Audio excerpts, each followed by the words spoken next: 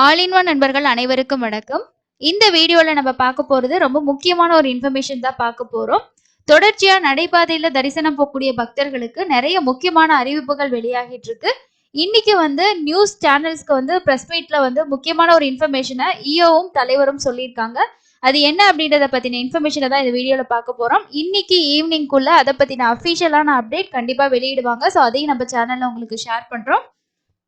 இதுல முக்கியமான விஷயம் என்ன அப்படின்னா, திவ்ய தரிசன டோக்கன்கள் ரத்து மற்றும் அந்த டிக்கெட்டுகளை ஒதுக்கீடு செய்யறதுல வந்து எஸ்எஸ்டி டோக்கனை இன்க்ரீஸ் பண்ற மாதிரியான டிஸ்கஷன் இன்னைக்கு நடந்துட்டு இருக்கு அப்படின்றது தான் அது ஃபர்ஸ்ட் அப்டேட். அதுக்கு அடுத்தது வந்து நடைபாதை வழிகள்ல பக்கத்துல வந்து 25 சிறுத்தைகள் இருக்கிறதான ஒரு இன்ஃபர்மேஷனும் கிடைச்சிருக்குன்னு சொல்லியிருக்காங்க. இதை பத்தி கூடுதலா கிடைச்சிருக்கக்கூடிய தகவலை இந்த வீடியோ நம்ம பார்க்கலாம். திருமலை பக்தர்கள் நடந்து செல்லும் பாதை குறித்து டிடிடி முக்கிய முடிவுகளை எடுத்து வருகிறது. தலைவர் வந்து இன்னைக்கு உயர்மன்ற கூட்டத்தை வந்து பாத்தீங்கன்னா ஏற்பாடு செஞ்சிருக்கதாகவும் அதுக்கான கூட்டம் வந்து நடந்துட்டு இருக்குன்னு சொல்லியிருக்காங்க. சமீபத்துல சிறுமி தாக்கப்பட்ட, அதாவது சிறுத்தையால் தாக்கப்பட்ட அந்த இடத்துல இன்னொரு சிறுத்தையை வந்து இன்னைக்கு பாத்தீங்கன்னா கூண்டு வச்சு பிடிச்சிருக்காங்க. அது மட்டும் இல்லாம இந்த சேஷாச்சல வனப்பகுதியில மொத்தமா ஒரு 25ல இருந்து 30 சிறுத்தைகளோட நடமாட்டம் இருக்கிறதா அதிகாரிகள் சொல்லியிருக்காங்க.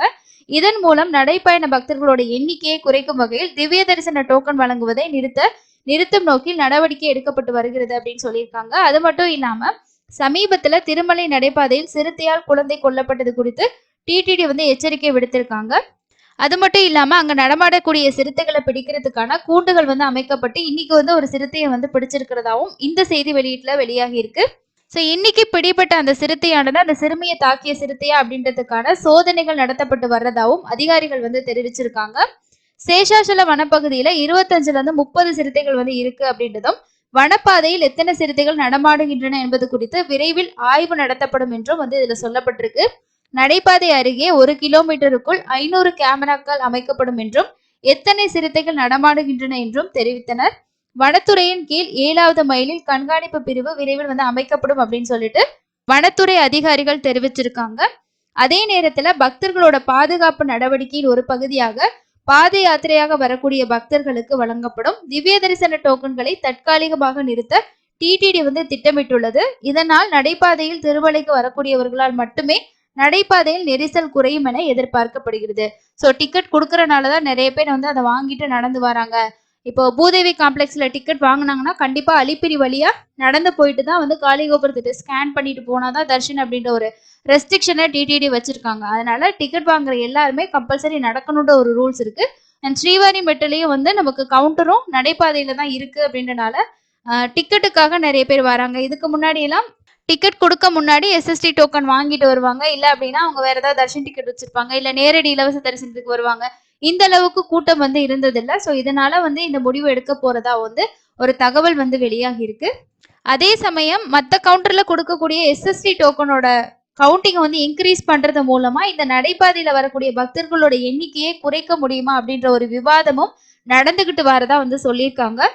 அது மட்டும் இல்லாம நடைபாதையில வரக்கூடிய பக்தர்கள், ஏராளமான பக்தர்கள் தரிசன டிக்கெட் காரணமா தான் நடைபாதையில வர்றாங்க அப்படின்றதும், திருமலையில விரைவு தரிசன டிக்கெட்டை ஒதுக்கீடை உயர்த்துவதன் மூலம் பாத யாத்திரைகளோட வரக்கூடியவங்களோட எண்ணிக்கையை வந்து குறைக்க முடியுமா அப்படின்ற மாதிரி ஆலோசனை நடத்துறதாகவும், இப்ப கொடுத்துட்டு இருக்கக்கூடிய டிக்கெட்டோட கவுண்டிங்ல ஒரு 15,000ல இருந்து 30,000 இன்க்ரீஸ் பண்றத பத்தியும் டிஸ்கஷன் போயிட்டு இருக்கதா சொல்லியிருக்காங்க.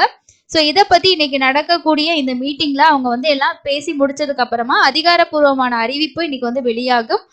நேரத்துல திவ்ய தரிசன டிக்கெட் வந்து ரத்து செய்ய போறாங்களா, இல்லைன்னா வந்து எஸ்எஸ்டி டோக்கனை இன்க்ரீஸ் பண்ண போறாங்களா, இல்ல ஆல்டர்னேட்டிவ் ஏதாவது ஆப்ஷன் வந்து பண்ண போறாங்களா அப்படின்ற எல்லா முடிவுகளும் இன்னைக்கு வந்து வெளியாகும்னு சொல்லியிருக்காங்க. ஸோ அதனால இன்னைக்கு கண்டிப்பா எந்த அப்டேட் வந்தாலும் நம்ம சேனல்ல உங்களுக்கு ஷேர் பண்றோம். இதுக்கப்புறம் தர்ஷன் டிக்கெட் வாங்கிட்டு நடைபாதையில போகணுன்ற பிளான் இருக்குன்னா இது எல்லாத்தையும் செக் பண்ணி பார்த்துட்டு போங்க. அதே போல நேத்து வந்து ஒரு சில கட்டுப்பாடுகள் வந்து சொல்லியிருந்தாங்க. இதுவும் டிஸ்கஷனுக்கு அப்புறமா தான் சொல்லியிருந்தாங்க. அதுல வந்து உங்களுக்கு ஸ்ரீவாரி மெட்டு, அலிப்பிரி மெட்டுல வந்து குழந்தைகளோட, அதாவது 15 வயசுக்கு உள்ள குழந்தைகளோட போகக்கூடிய பேரண்ட்ஸ்க்கு வந்து மத்தியானம் 2 மணி வரைக்கும் தான் அலோவ் பண்ணுவோம். காலையில 5 இல்லைன்னா 6 மணில இருந்து மத்தியானம் 2 மணி வரைக்கும் தான் அலௌடு. அதுக்கு மேல போனாங்க அப்படின்னா அலோவ் பண்ண மாட்டாங்க.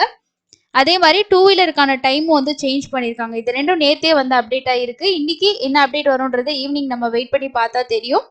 ஏன்னா இன்னைக்கு காலையில வந்து செய்தியாளர்கிட்ட பேசின இயோவும் தலைவரும் இந்த விஷயத்த சொல்லியிருக்காங்க. அதுதான் வந்து நியூஸ் சேனல்ஸ்ல வந்து அப்டேட் பண்ணியிருக்காங்க. இந்த மாதிரி ஒரு விஷயம் இன்னைக்கு டிஸ்கஸ் பண்றாங்க அப்படின்னு சொல்லிட்டு. ஸோ இது வந்து கேன்சல் பண்ணாங்க அப்படின்னா கன்ஃபார்மா வந்து அவங்க வந்து சொல்லுவாங்க.